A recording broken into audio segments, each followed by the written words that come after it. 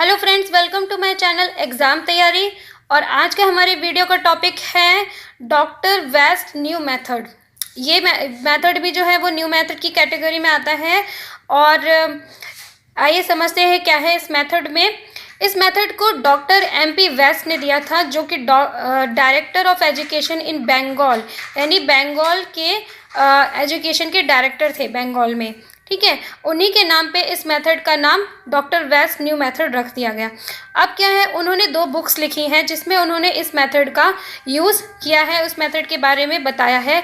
First है उनकी bilingualism और सेकंड बुक है learning to speak a foreign language.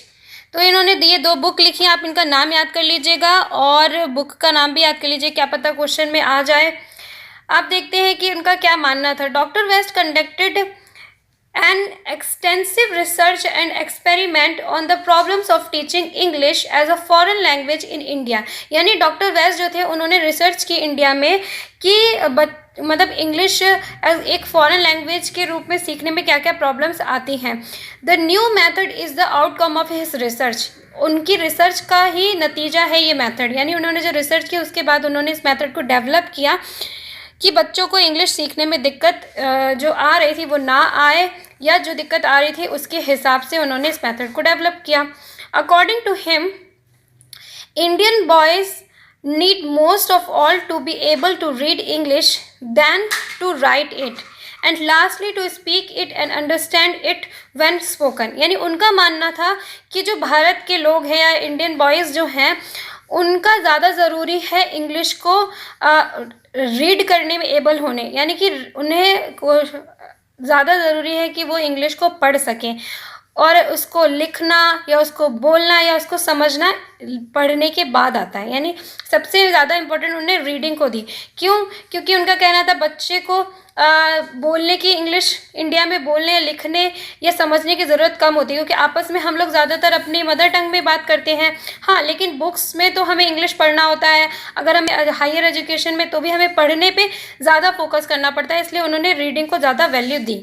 Second है, it is easier to acquire a reading knowledge of a language than to acquire a speaking. यानी उनका मानना था कि स्पीकिंग सीखने से रीडिंग सीखना ज़्यादा आसान है।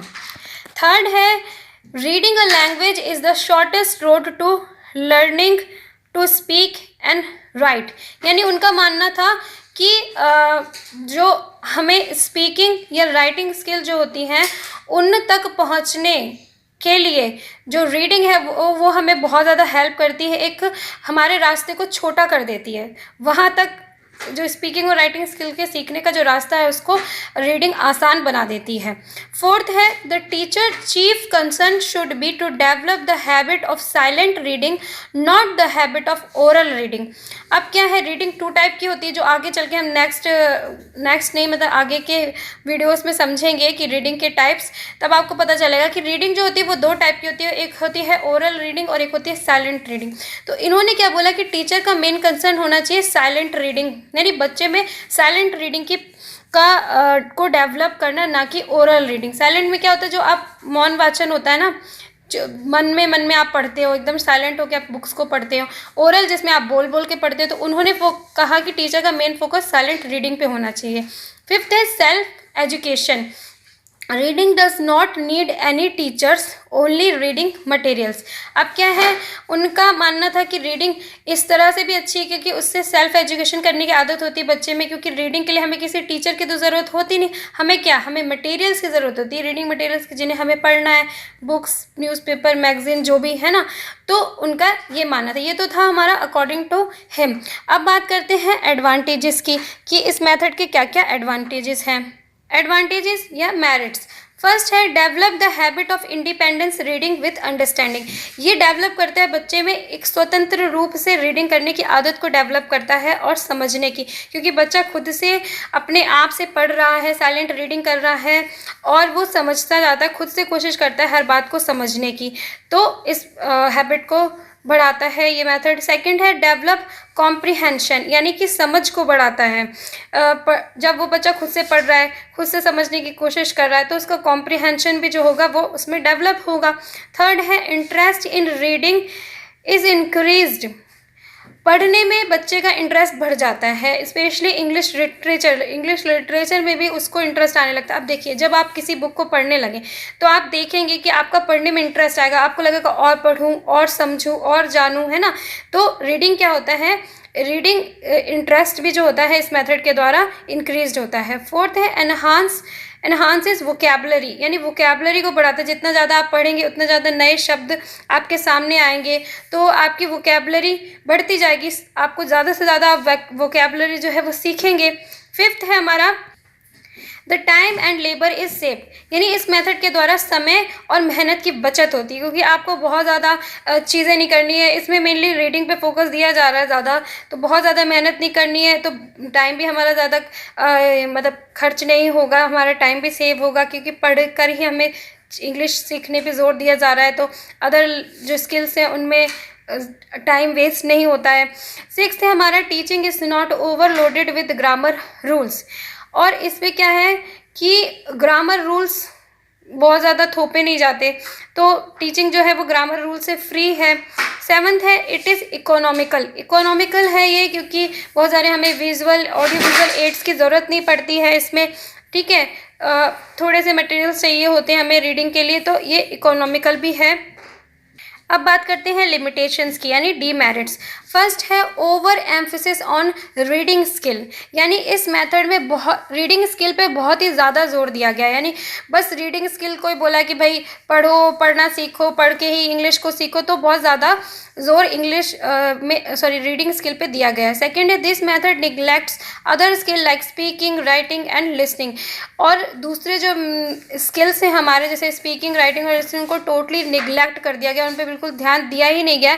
जबकि अगर आप किसी भी लैंग्वेज में अच्छा होने चाहते हो तो आपको उस लैंग्वेज के में जो भी चारों स्किल्स हैं उन सब की नॉलेज होनी चाहिए, अच्छी नॉलेज होनी चाहिए। थर्ड है हमारा language learning process become dull and monotonous, यानी इस वजह से क्या हो गया कि सिर्फ बच्चा अगर पढ़ता रहेगा तो हमारी जो लैंग्वेज लर्निंग प्रोसेस होगी वो कैसे हो जाएगी, बहुत ही डल हो जाएगी, मोनोटोनस हो जाएगी, यानी कि एक तरह से आप कह सकते हैं बहुत बोरिंग हो जाएगी, है ना। बच्चे को बिल्कुल मज़ा ही नहीं आएगा सीखने में।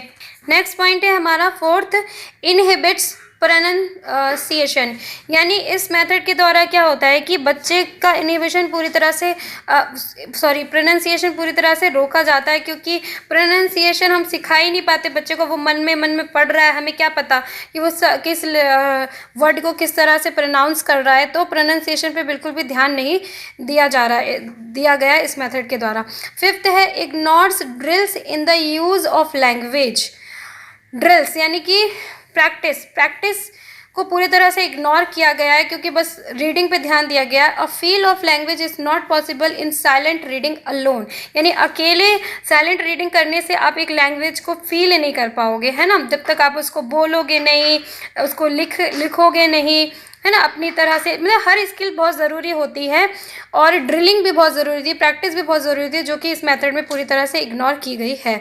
सिक्स्थ है other activities are absent so it become boring. अब क्या है, इस मेथड में कोई अदर एक्टिविटी नहीं कराई जाती है, सिर्फ रीडिंग कराई जाती है, तो इस वजह से भी ये मेथड क्या होता है, काफ़ी बोरिंग है।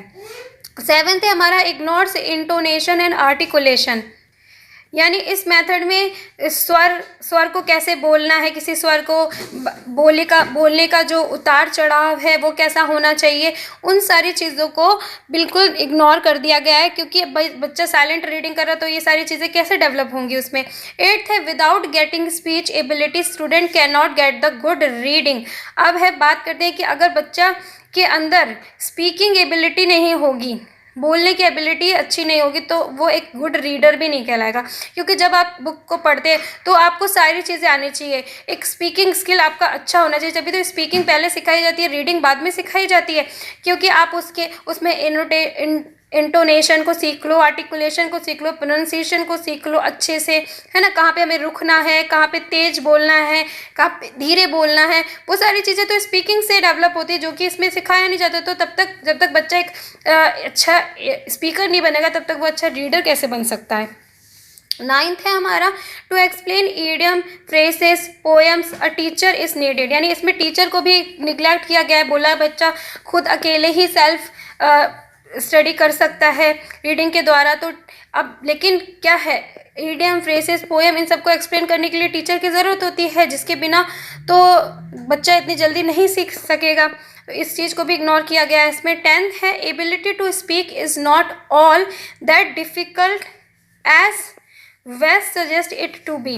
In fact, it is easier than reading and writing. यानी कि स्पीकिंग इतना डिफ़िकल्ट नहीं है जितना वेस्ट जी का मानना था। उनका मानना था स्पीकिंग जो होता है वो रीडिंग से डिफ़िकल्ट है सीखना, जबकि देखा जाए मतलब ऑब्ज़र्व किया गया है या फिर सर्वे से पता चला है कि रीडिंग और राइटिंग की तुलना में स्पीकिंग जो होता है वो ज़्यादा ईजी होता है। आपने देखा होगा बच्चे बोलना जल्दी सीख जाते हैं, पढ़ना और लिखना सीखने में उन्हें थोड़ा सा टाइम लगता है, प्रैक्टिस की ज़रूरत होती है। तो ये बात भी उनकी गलत निकल गई। तो ये था हमारा डॉक्टर वेस्ट न्यू मेथड, उसकी लिमिटेशंस और एडवांटेजेस।